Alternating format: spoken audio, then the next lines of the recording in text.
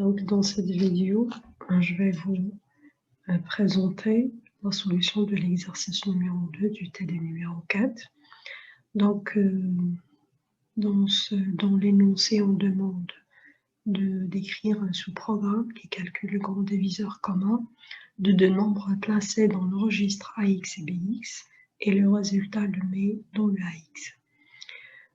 Deuxièmement, il nous demande d'écrire un programme principal qui appelle à cette procédure, bien ce sous-programme, puis pour calculer le PGDC de deux nombres donnés, 16 et 24.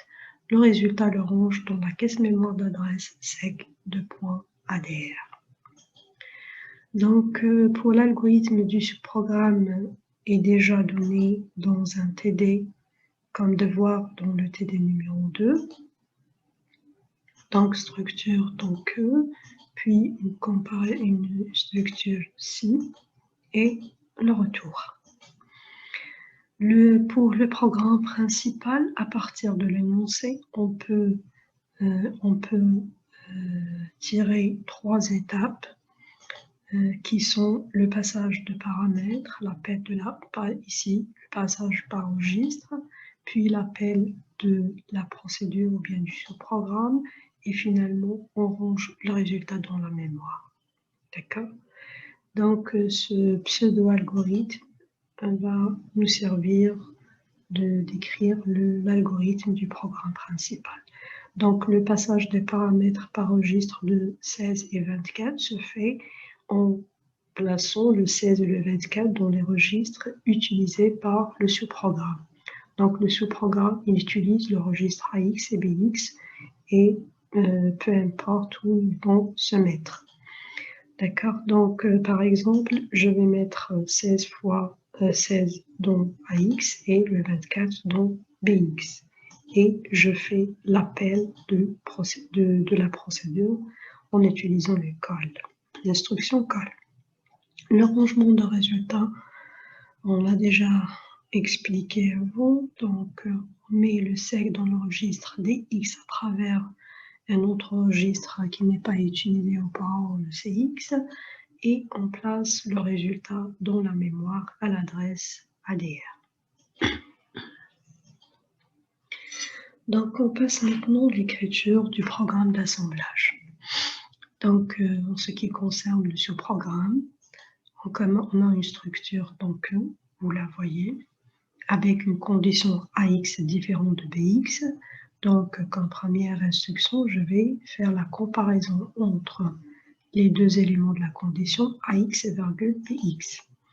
D'accord? Et après, je vais sauter si cette condition n'est pas vérifiée. Donc, la condition, lorsqu'elle n'est pas vérifiée, c'est l'équivalent de l'égalité. Donc, je vais sauter s'il y a une égalité. Je vais sortir de cette...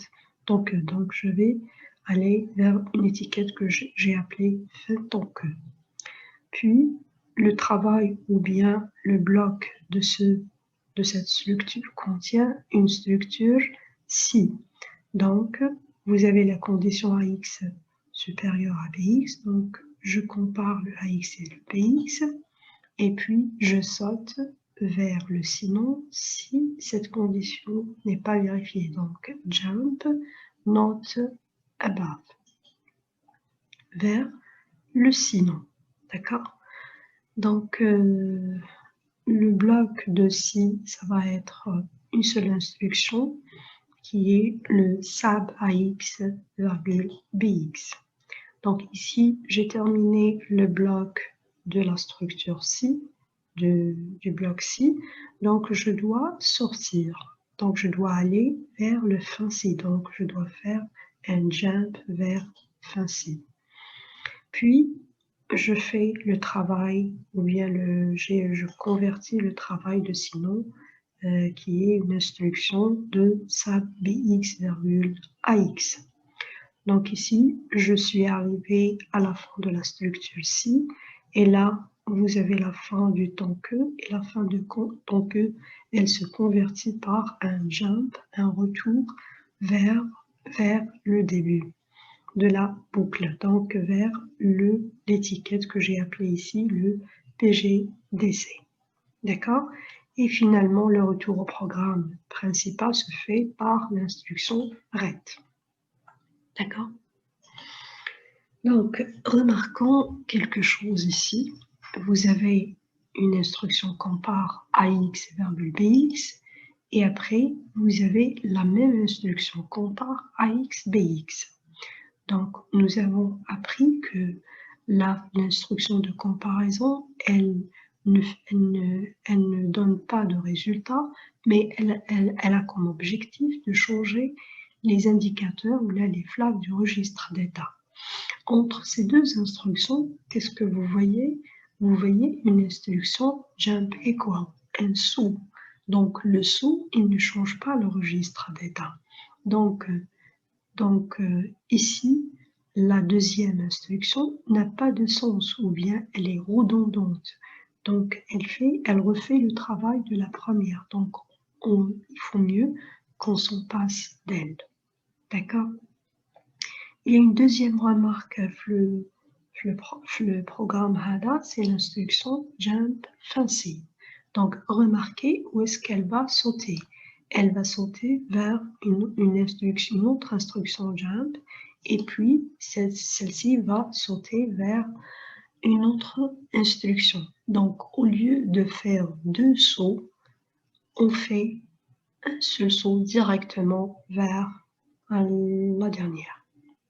Vers la dernière instruction. D'accord? Donc, on doit remplacer l'adresse fin par l'adresse ou bien l'étiquette PGDC. Donc, le langage d'assemblage va se réduire on élimine le compare et on remplace le fancy par le PGDC et le reste, c'est le même. OK?